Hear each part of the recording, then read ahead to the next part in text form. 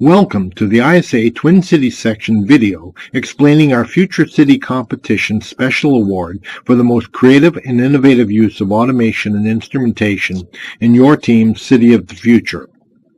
First, let's quickly review what we're going to talk about today. We'll start by defining automation and instrumentation. We'll follow that with a brief explanation of the technical side of automation and instrumentation to give you some insight into what it's all about. Then we're going to show actual working applications of instrumentation and automation systems in use every day around the world. Then, the fun part. This is where you and your team start to imagine how you would implement automatic systems and instrumentation in your city of the future. Now, let's get started. Automation and instrumentation, often referred to as simply industrial instrumentation, has been around for centuries, but it has only been in the past 50 or so years that it has seen such explosive growth and widespread use around the world. Industrial instrumentation is defined as the art and science of measurement and control of process variables within geographical, production, or manufacturing areas. Typical instrumentation systems usually consist of three parts: sensors, controllers, and final control elements or controlled actions. A variety of sensors based on different technologies measure one of five physical parameters.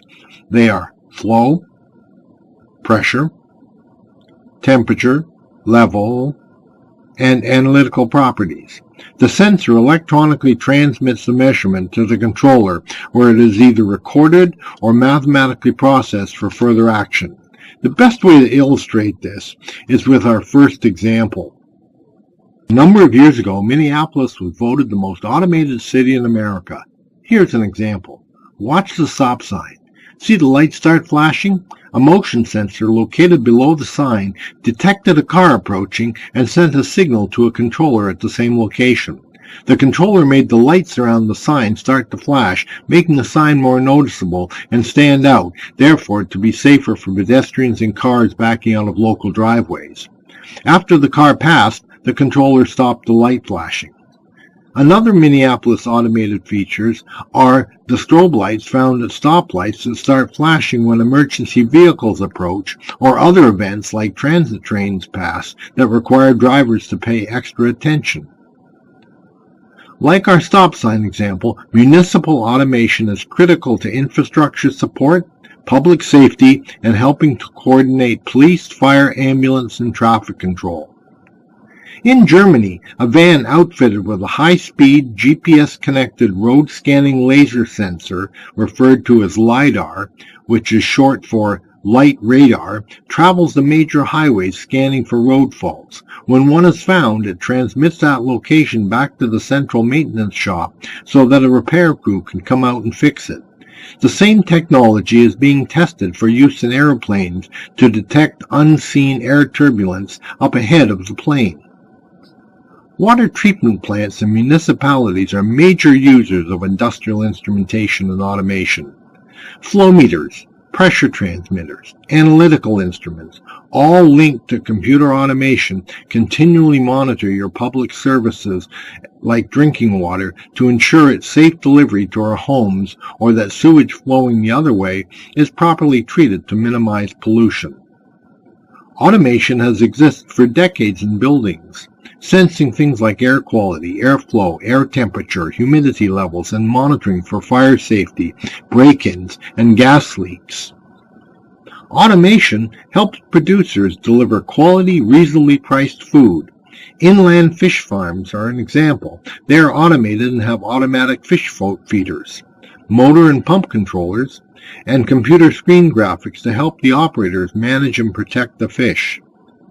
The cost of cheese is kept down while maintaining the quality thanks to automation. Loaves of bread are ready for shipment by being packed by robots. This allows workers to be moved to more interesting work. In the area of agriculture, drones are now used. They fly over farmers' fields automatically, controlled by GPS, while scanning the fields with LiDAR-based cameras. These images are transmitted to satellites and stored in the cloud. The resultant images can be viewed by the farmer, who can see what areas need watering or fertilizing and help him maximize his production efforts. In Brazil, robots are used to plant seeds automatically in the field, while other robots help harvesting, and yet others travel alongside forests, determining tree growth by measuring their circumference. In grain elevators, like along Hiawatha Avenue or at General Mills in northeast Minneapolis, instrumentation is used to measure grain levels in silos and keep workers out of unsafe conditions. Some of the biggest users of instrumentation and automation are the continuous process industries, pulp and paper making, for example, oil refineries, mining, chemical storage, and almost anywhere else you can imagine. The oil sands in northern Alberta at the Canadian end of the proposed Keystone Pipeline is starting to use automatically controlled dump trucks for moving mined bitumen to the extractors. Industrial instrumentation helps ensure quality products while keeping workers safe. A final example is Swatch, the Swiss watchmaker. Yes, automatic assembly can displace workers. However, at Swatch, the former watchmakers were retrained, and now they build and maintain the robots that build the watches. This ends our presentation. Have fun and good luck.